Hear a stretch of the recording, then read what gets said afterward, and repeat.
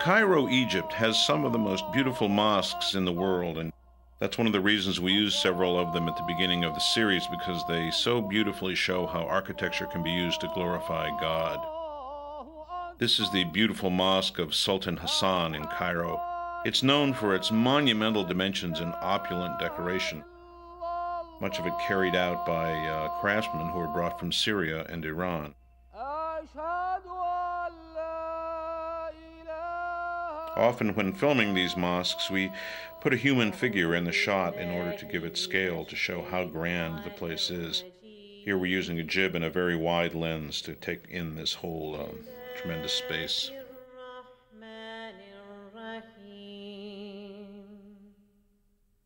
The open courtyard here has many hanging lamps, quite beautiful, opening to the sky. This is the Mosque of Ibn Tulun. It's a much older construction. The spiral minaret was actually modeled on one from Iraq in Samarra. We can see here the simplicity, the geometric simplicity in this shot taken from the minaret. This is a minbar, which serves as a pulpit wood in a Christian church. You can see the grand scale of the architecture here in the Ibn Tulun Mosque, here back in Sultan Hassan. Arabic calligraphy was an important decorative element, often in gold, as we see here. In Tunisia, the great water basins in Kairouan were originally Roman. The Muslims restored them and provided running water for the citizens of Kairouan. Here we've placed a camel beside them to give a sense of scale. I think the camel cost us about $7 for the day's rental. Here's the open courtyard of the great Mosque of Kairouan.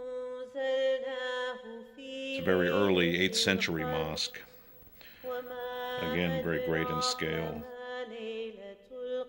The square minaret is probably a remnant from the original 8th century mosque, later rebuilt.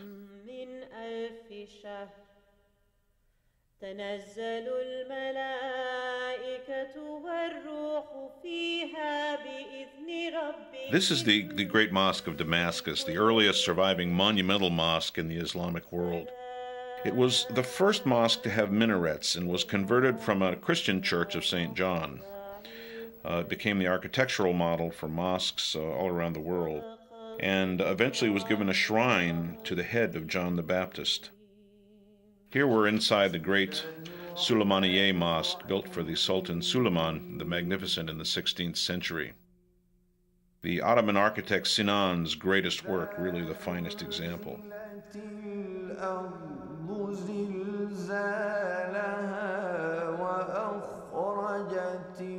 Islamic architects really perfected the difficult task of dome building, and the Ottoman mosques had some of the finest domes of all.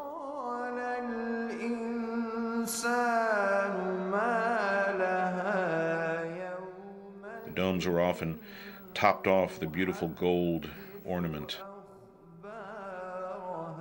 sometimes with the symbolic gold crescents at the very end.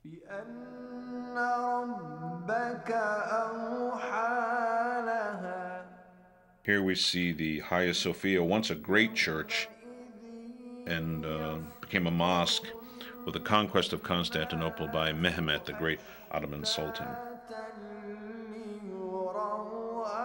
It was originally built by the Byzantine Emperor in the 5th century.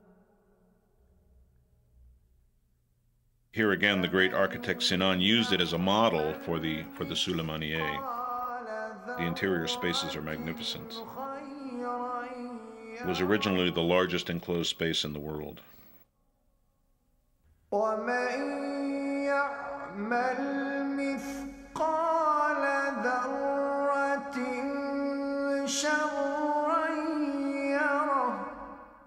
In Syria, there's an example of the early water technology that the Muslims were so adept at. These are huge water wheels which use the power of the river to lift the water, using only the power of the river, over 50 feet to the stone aqueducts above, where it's then, of course, channeled to the fields.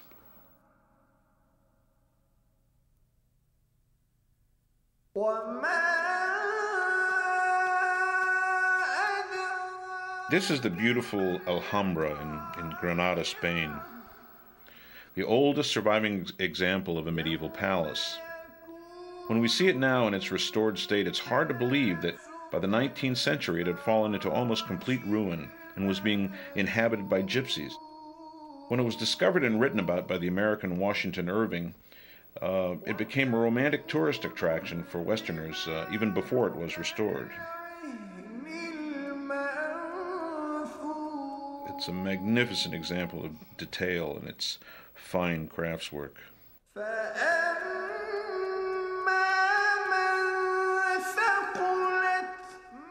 Throughout the Alhambra are gravity-fed fountains and pools, and we find pools like this feeding gardens throughout the Islamic world. The images of greenery and water were very important and are used in the Quran in images of paradise. The Islamic gardens were some of the most beautiful in the world.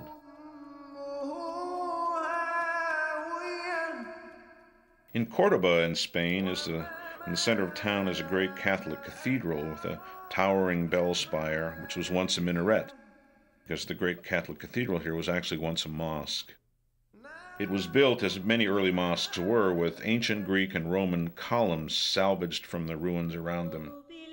Columns were often too short, so that they stacked them one on top of each other and connected them with arches. It almost has the effect of a sheltering forest of trees. We can still see the Romanesque ceiling of the church and arches melding together with the mosque architecture.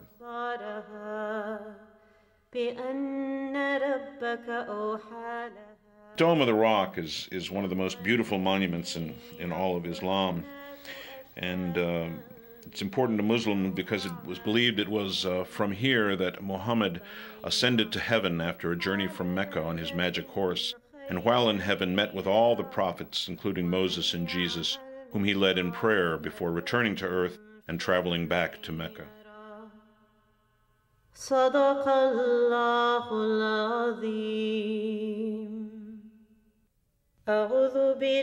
In Tunisia, the rabats, or fortresses by the sea, are made of stone and brick and were used to protect the inhabitants from Berber pirates and also from Vikings.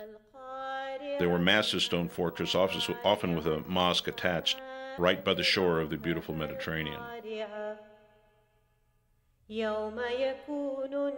The Palace of 40 Columns in Isfahan, Iran, is one of the most beautiful buildings in Islamic architecture. Actually, it has only 20 columns, but when reflected in its pool, it appears to have 40.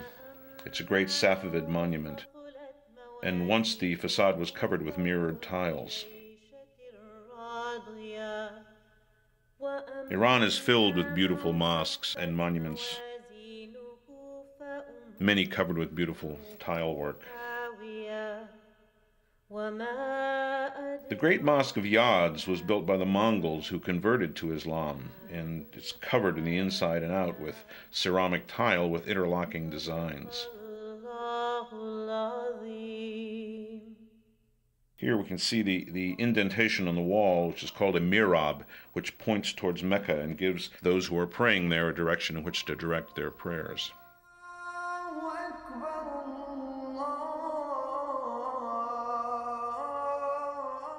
Here we can see how intricate and beautiful this interlocking tile work is. The decoration is just fabulous.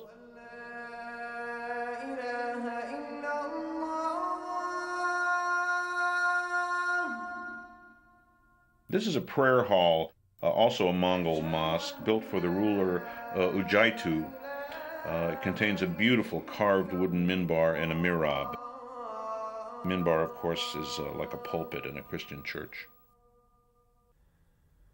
أشهد أن محمدًا رسول الله.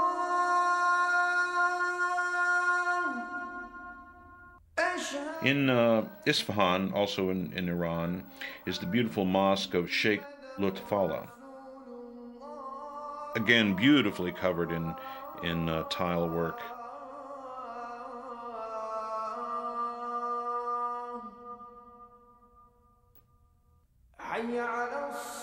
Two of its most outstanding features are the surface pattern and colored tiles, which come to full flower in the 16th and 17th century, and the quality of light which comes in through the double grills around the dome is very beautiful.